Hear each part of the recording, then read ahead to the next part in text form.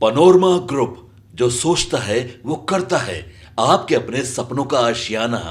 देखिए, अपने कार्यकर्ताओं को उलझाने के लिए, उनको रिझाने के लिए, उनको फंसा के रखने के लिए भैया 5 साल तक क्या करेंगे? यही बातें बोलना ना पड़ेगा। अब चुनाव हो रहा है, अभी अगस्त की डेट दी है, उसके बाद दिसंबर की देंगे, उसके बाद अगले साल की देंगे, फिर 1 साल की देंगे, फिर 1.5 साल की देंगे। करते करते अगला 5 साल इन लोगों को किसी तरीके से खींचना है। नमस्कार, आप देख रहे हैं सिटी पोस्ट लाइव और मैं हूं आपके साथ हर्षिता प्रताप सिंह। कल राजद अपना 28वां स्थापना दिवस मना रहा था, जहां राजद सुप्रीमो लालू प्रसाद यादव ने सभा को संबोधित करते हुए ये दावा कर दिया था कि आने वाले महीने यानी कि अगस्त में एनडीए की सरकार गिर जाएगी और इंडिया गठबंधन की सरकार केंद्र में बनेगी, जिसके बाद से सियासी गलियारों में हलचल तेज हो गई और आज लोक जनशक्ति रामविलास के राष्ट्रीय अध्यक्ष और केंद्रीय मंत्री चिराग पासवान ने जमकर पलटवार किया है। लालू यादव के दावे को लेकर क्या कुछ कहते नजर आए हैं चिराग पासवान, उनका ये बयान सुने। 5 साल में तो उनके कार्यकर्ता तैयारी कर नहीं पाए थे। परिणाम सबके सामने, कितनी सीटें लड़े और कितनी जीते हैं ये सब जानते हैं। देखिए, अपने कार्यकर्ताओं को उलझाने के लिए, उनको रिझाने के लिए, उनको फंसा के रखने के लिए भैया 5 साल तक क्या करेंगे? यही बातें बोलना ना पड़ेगा। अब चुनाव हो रहा है, अभी अगस्त की डेट दी है, उसके बाद दिसंबर की देंगे, उसके बाद अगले साल की देंगे, फिर 1 साल की देंगे, फिर 1.5 साल की देंगे।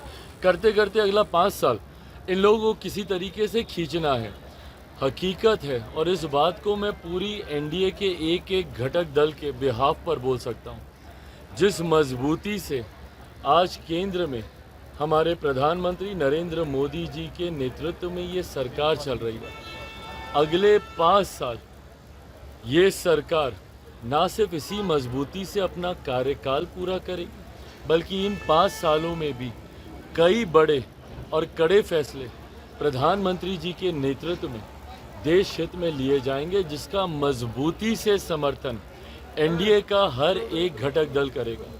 इस बात में अगर किसी के मन में 1% भी शंका है कि कोई भी एनडीए का घटक दल हमारे प्रधानमंत्री जी के नेतृत्व में कुछ भी आगे पीछे करने की सोच रखता है, तो इस बात को वो अपने मन से निकाल दे। सहज सब ने प्रधानमंत्री जी के नेतृत्व को स्वीकार किया है और उन्हीं के नेतृत्व में 5 साल ये सरकार मजबूती से अपना कार्यकाल पूरा करेगी। लगातार बिहार में लॉ ऑर्डर को लेकर सवाल में 30-40 घटनाएं घट रही बिहार के अलग-अलग जिले। देखिए, मैं इस बात को सफाई इस बात से कतई नहीं दूंगा कि जब इनकी सरकार थी तो क्या होता था। बिहार में 90 का दशक जंगल राज के वजह से जाना, इसीलिए लोगों के सरकार में क्या होता था। दिक्कत यह है ना कि विपक्ष में जाते ही ठीक है, आप निभाइए भाई, विपक्ष की भूमिका आप निभाइए, पर सकारात्मक विपक्ष की भूमिका होनी चाहिए। आप एक ऐसी भूमिका निभाइए जहां पे लगे सरकार को कि विपक्ष भी साथ में मिलकर प्रदेश के हित की बात करता है। जब किसी बात का श्रेय लेने की बात आती है, नौकरी का श्रेय लेना होगा तो तुरंत आप हर मंच से खड़े होकर बोलिएगा। और जब पुल गिरने की बात आती है, हम लोगों ने तो भैया खड़े होकर नहीं बोला ना कि कौन सा पुल किसके कार्यकाल में बना था। हम लोगों ने तो जानकारी नहीं दी। ऐसा तो नहीं है कि भाई अभी जो 6 महीने पहले जो एनडीए की सरकार बनी है उसी में ही सारे पुलों का निर्माण हुआ। हम तो इस बात को सहज स्वीकार भी करते कि हमारी सरकार है भैया, जिम्मेदारी है हम लोग की। पर ऐसे में जब आप उंगली उठाते हैं तो आप ये भी तो देखिए कि आपके कार्यकाल में क्या होता था।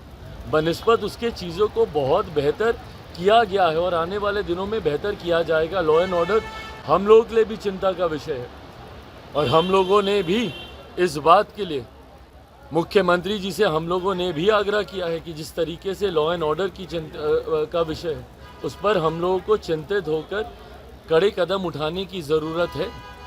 पुल गिरे उसको भी लेकर हम सब चिंतित हैं कि गुणवत्ता के साथ कभी किसी तरीके का कोई समझौता बर्दाश्त नहीं किया जाएगा।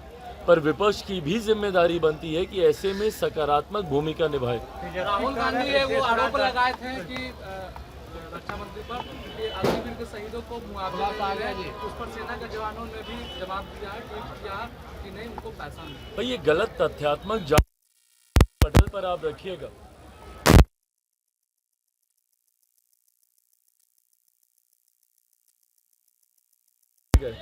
आज की तारीख में से एक संवैधानिक पद पर आप बैठे हुए हैं और उसको गंभीरता से लिए जाना ज़रूरी है।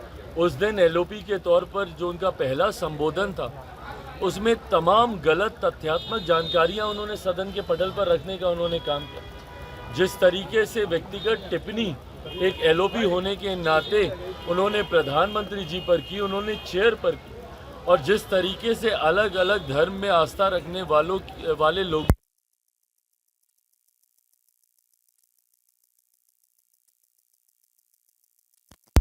अलग अलग धर्म की तस्वीर को लहराना, और उसके बाद जितने धर्म गुरु हैं उन्होंने सामने आकर उससे अपनी असहमति दर्ज की।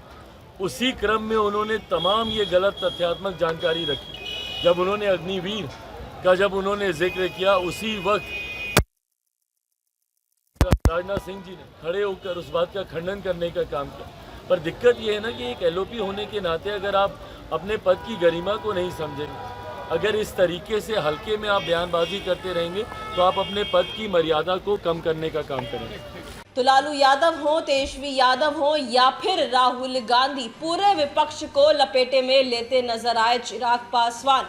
लालू यादव के दावे का जवाब दिया तो वहीं तेजस्वी यादव लगातार बिहार में जो पुल गिर रहे हैं उसको लेकर एनडीए सरकार को घेर रहे हैं, ताबड़तोड़ ट्वीट करते हैं और अपने बयानों में भी लगातार नीतीश सरकार पर सवाल खड़े कर रहे हैं। इस पर भी चिराग पासवान ने, आपने सुना, कहा कि ये चिंता का विषय है और इसको लेकर हमारी सरकार काम करेगी। तेजस्वी यादव ठीक तरीके से विपक्ष की भूमिका नहीं निभा पा रहे हैं, ये लोग केवल आरोप प्रत्यारोप करना जानते हैं। तो वहीं राहुल गांधी को भी लेकर क्या कुछ कहा, किस तरीके से निशाना साध रहे थे पूरे विपक्ष पर, ये हमने आपको सुनाया।